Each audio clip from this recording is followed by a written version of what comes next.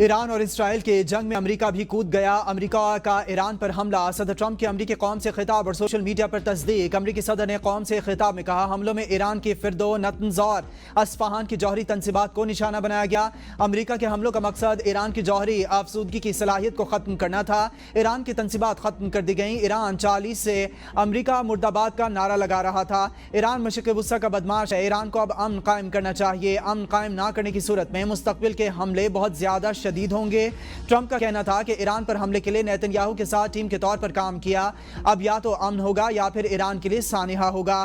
Trump نے اپنے tweet میں کہا کہ امریکی B-2 بمبار طیاروں نے ایران کی 3 جوہری تنصیبات کو نشانہ بنایا۔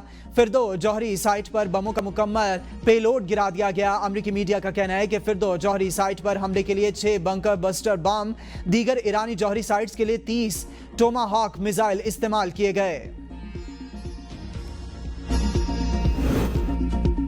ایران کا امریکی حملوں پر شدید رد عمل۔ سپریم لیڈر آیت اللہ خامنائی نے کہا کہ امریکہ جنگ میں داخل ہو گیا، اب نقصان کا ذمہ دار وہ خود ہوگا۔ امریکہ کو پہنچنے والا نقصان ایران سے کہیں زیادہ ہوگا۔ پاسداران انقلاب کا کہنا ہے کہ دشمن کے فضائی حملوں میں فردو جوہری سائٹ کو نشانہ بنایا گیا۔ اصفہان اور نتنز جوہری سائٹس کے قریبی حملے کیے گئے۔ امریکی حملے سے قبل ہی جوہری تنصیبات کو خالی کرا لیا گیا تھا۔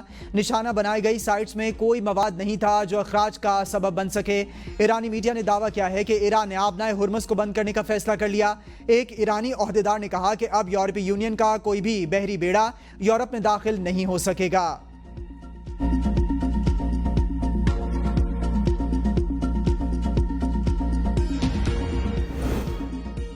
اسرائیلی وزیراعظم بنجامن نیتن یاہو کی طرف سے امریکی حملے کا خیر مقدم۔ صہیونی وزیراعظم نے اپنے بیان میں ڈونلڈ ٹرمپ سے اظہار تشکر کیا۔ انہوں نے کہا کہ امریکہ نے وہ کر دکھایا جو دنیا کا کوئی اور ملک نہیں کر سکتا تھا۔ ڈونلڈ ٹرمپ کا فیصلہ تاریخ بدل دے گا۔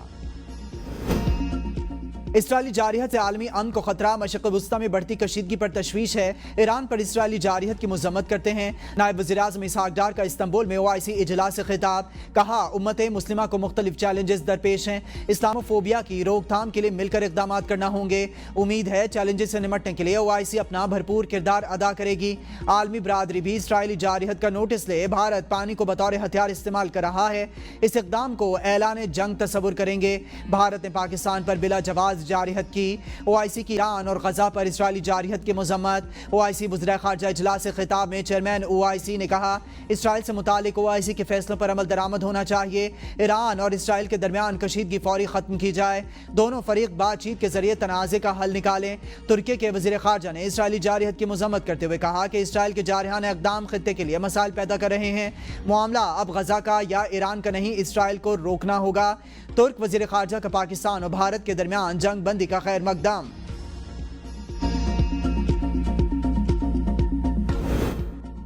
ایران اور غزہ پر حملہ نامنظور، استنبول میں مسلم دنیا یک زباں۔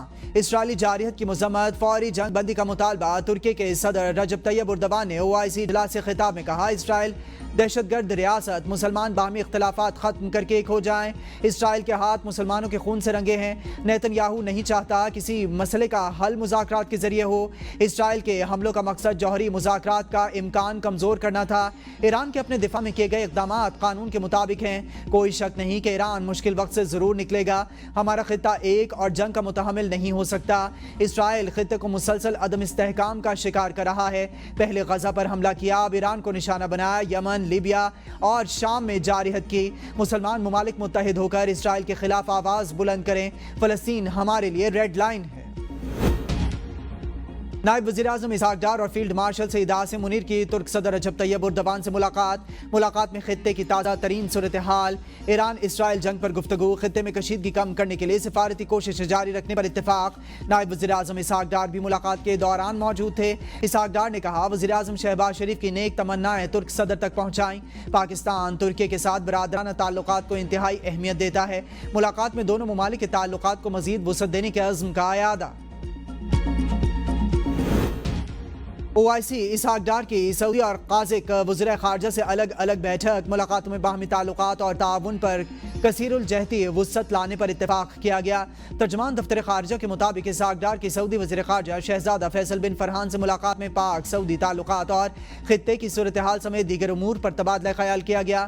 دونوں ممالک کے درمیان گہرے برادرانہ تعلقات کی توثیق کی گئی۔ قازقستان کے وزیر خارجہ سے ملاقات میں دو طرفہ تعلقات کو مزید مضبوط کرنے کے عزم کا اعادہ کیا گیا۔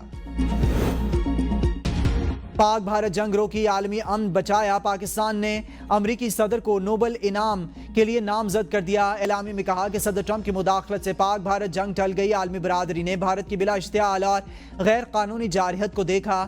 بھارتی جارحیت پاکستان کی خود مختاری اور علاقائی سالمیت کی سنگین خلاف ورزی تھی۔